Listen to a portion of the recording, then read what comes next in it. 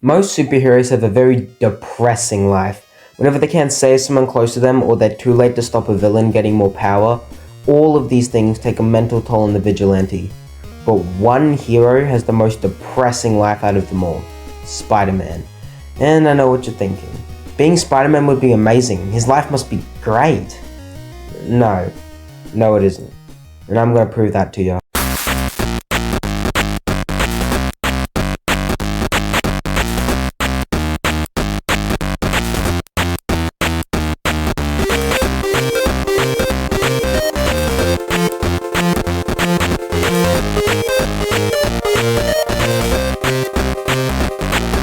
Spider-Man has had almost everyone he loves die. Aunt May, Harry, Gwen, this Aunt May, Tony Stark, his parents, Gwen's dad. In one comic he lost his child. Miles lost Uncle Aaron. Spider-Man's even lost himself before. Okay, let's take Andrew Garfield's Spider-Man for example. His Gwen Stacy literally snaps her neck because he used a web to save her. And this was the movie after he promised her dad he would protect her before he died from his injuries. It wasn't entirely Peter's fault, but that doesn't change the fact that he still blames himself, which would make him feel like complete shit. And Spider-Man is a teenager in this adaptation. A teenager who just witnessed his girl die, and her blood is technically on his hands. Or how about Aunt May's death in Spider-Man PS4? Peter has to choose between May or hundreds of sick people dying from a mysterious virus, and this is obviously a very depressing and hard decision. But he eventually decides to save the majority, resulting in this sad scene right here.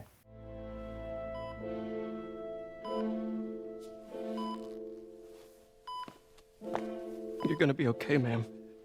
I've got the cure right here. Take off your mask. I want to see my nephew.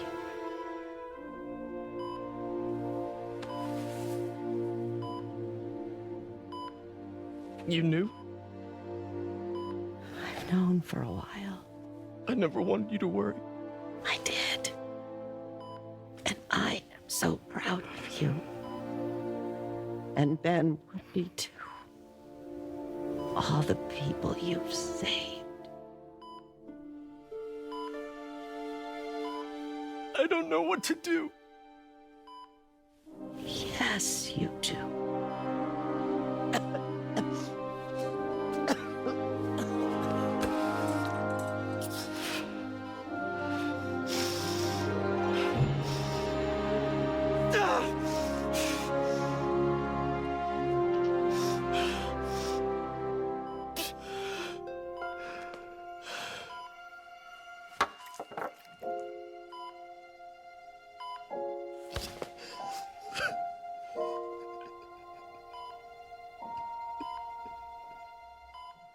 You want to know the worst part?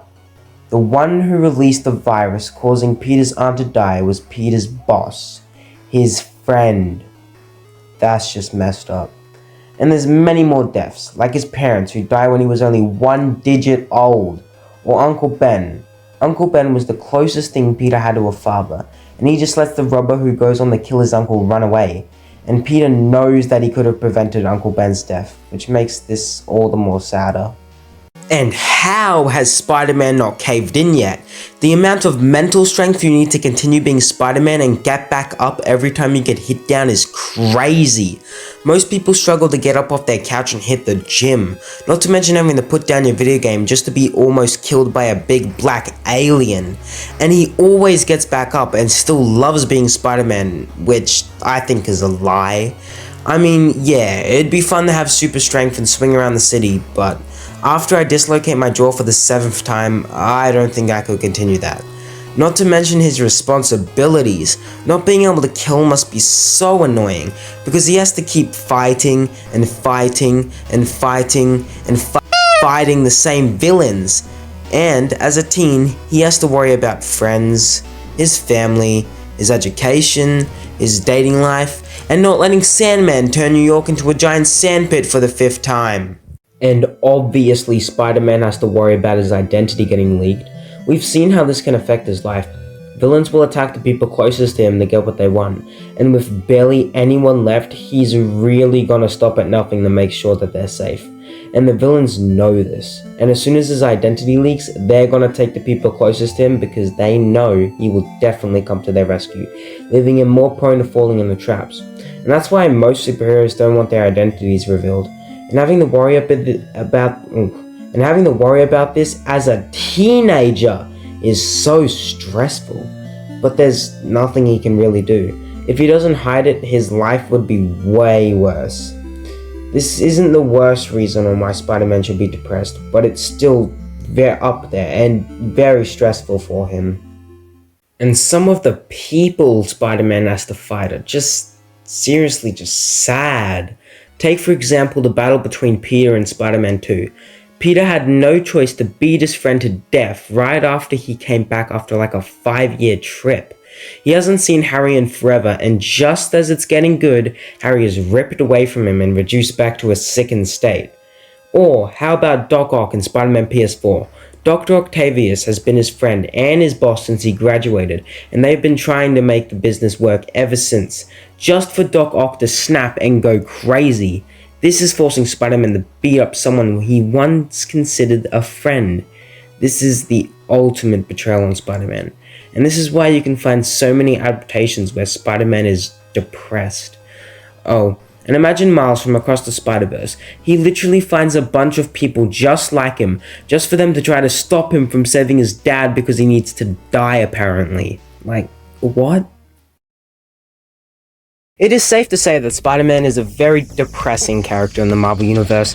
He's always getting hit down, or he's always getting people murdered right in front of his eyes, or he's always having to peel his skin off, but he just needs a break. The new Tom Holland Spider-Man movie should just be a live stream of him sleeping and just binge eating and binge watching whatever new series comes out, because he really needs that.